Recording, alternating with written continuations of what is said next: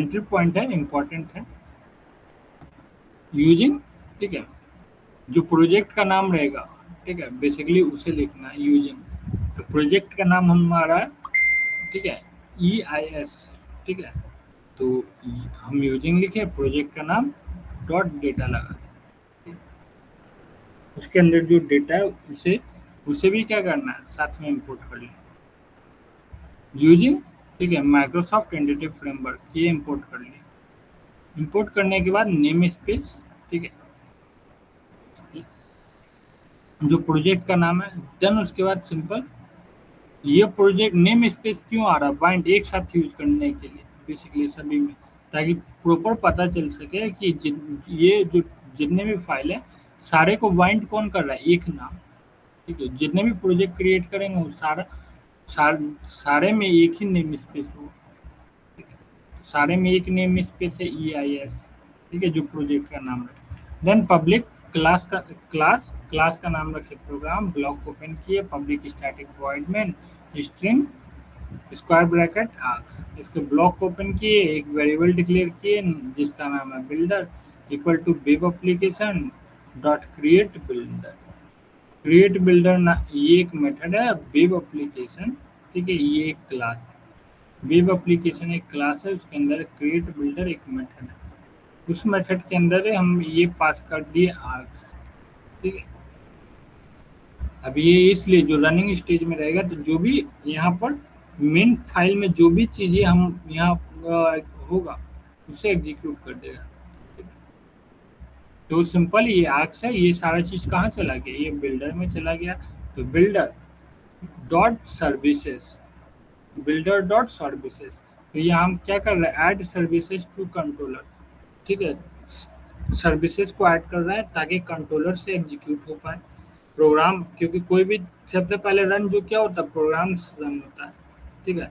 Programmes run होते हैं, तो प्रोग्राम रन होगा, प्रोग्राम डॉट सी एस, उसमें ये सारे कोड है। तो यहाँ कोड पहले उसने देखा,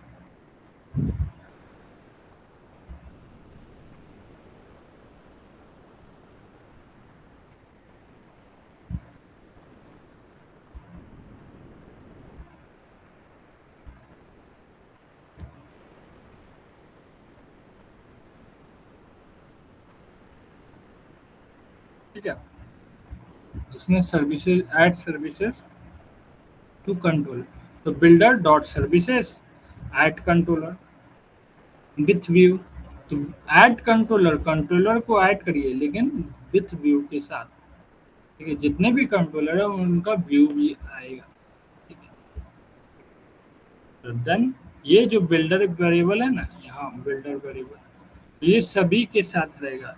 तो कंट्रोलर ऐड करते समय, ठीक है, डेटाबेस सेटअप करते समय, देन उसको बिल्ड करते समय जो रन होकर लास्ट में दिखता है, तो बिल्ड करते समय यहाँ हो गया। यहाँ बेसिकली पाइपलाइन चेक हो रहा है, configuration, if environment is development, ठीक है।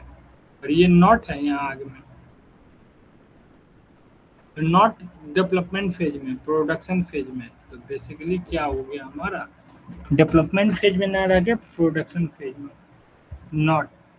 तो ऐप डॉट यूज एक्सेप्शन, ठीक है, होम एरर इधर आ जाएगा हमारा, ठीक है। और ये बेसिकली करेगा जो होस्ट पे एरर आएगा, सिंपल वो यह मैसेज, ये मेथड कॉल हो जाए, ये प्री डिफाइंड मेथड है, क्या नाम है, यूज होस्ट, बताने के लिए, ठीक है। डिफॉल्ट में क्या रहेगा, the default SSTS value in 30 days, you may not change this production, ठीक है, प्रोडक्शन, ठीक है। ये इज डेवलपमेंट है, हम इसे इसमें कुछ छेड़छाड़ नहीं करना, ना चेंज करेंगे, ठीक है, जैसा भी बोला गया, ठीक है। You may not change this for production scenario. तो दो चीजें होती है, एक प्रोडक्शन में होता है, एक डेवलपमेंट में होता है। तो डेवलपमेंट फेज में सिंपल ही है, प्रोडक्शन में भी इसे हम छेड़छाड़ नहीं करेंगे, ठीक है। और वो हम सिंपल प्रोडक्शन डेवलपमेंट कर दे तो डेवलपमेंट फेज में रहेगा। क्या है, तो ऐप, यहाँ जो वेरिएबल डिक्लेयर किए थे बिल्डर के साथ, ठीक है, बिल्ड करने के बाद।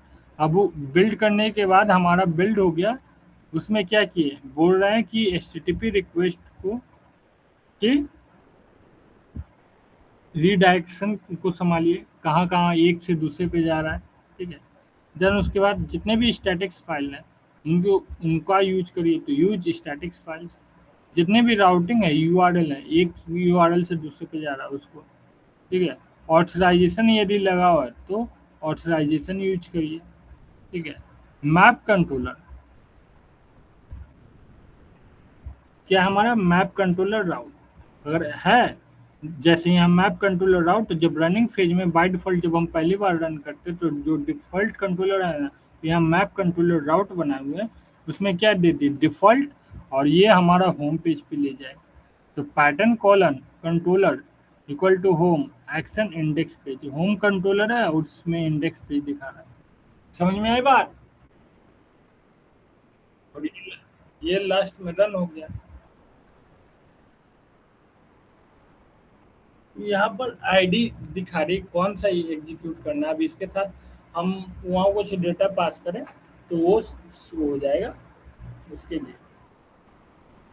अभी हम होम पेज पे कोई डेटा नहीं ना पास कर रहे, आगे चल के डेटा भी पास करेंगे।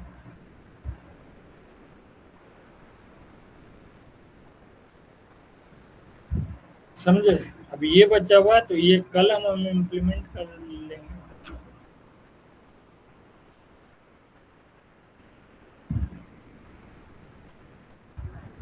समझे? कोई डाउट, कोई कंफ्यूजन?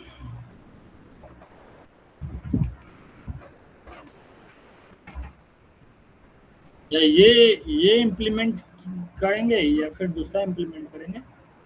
एक फाइनल के लिए रखेंगे, तो फाइनल में बताएं। जो एडमिन पैनल है वो हमारा क्या है, स्टूडेंट से, वो अच्छे से रिलेटेड है ना, टीचिंग से रिलेटेड, तो वो एडमिन पैनल का भी यूज करना है। फ्रंट एंड में कोई वेबसाइट भी यूज करना है, तो सारे जो जितना बता चुके हैं वो सारा यूज होगा। समझे?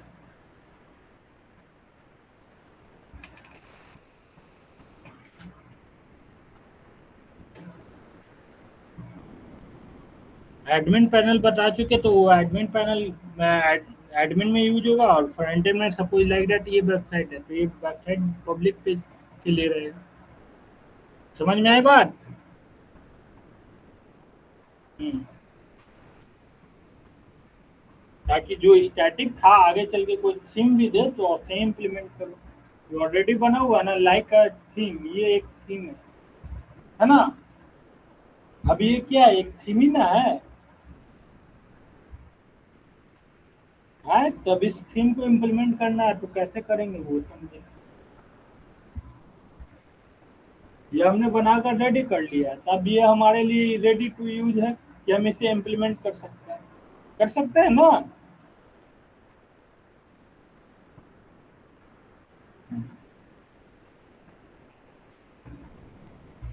तो ये बेसिक वाला कर लेंगे, और फाइनल वाले में पूरा बूट स्ट्रैप से रिलेटेड एक अच्छी चीजों को देखेंगे। समझे? अभी जो फाइनल वाला रहेगा वो टोटली रिस्पॉन्सिबली रिस्पॉन्सिव रहेगा एक एक चीज, उसको ध्यान में रखिए कि हर मोबाइल पे भी चले। जैसे ये मोबाइल रिस्पॉन्सिव बनाए हैं या नहीं बनाए मुझे याद नहीं है, एक बार देख लेता हूँ।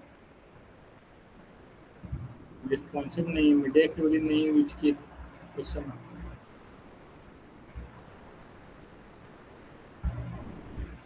इसमें यूज कर लेंगे मीडिया क्वेरी तो हो जाएगा रिस्पॉन्सिव। ये भी जावास्क्रिप्ट भी नहीं ना पाए थे, एचटीएमएल सीएसएस है।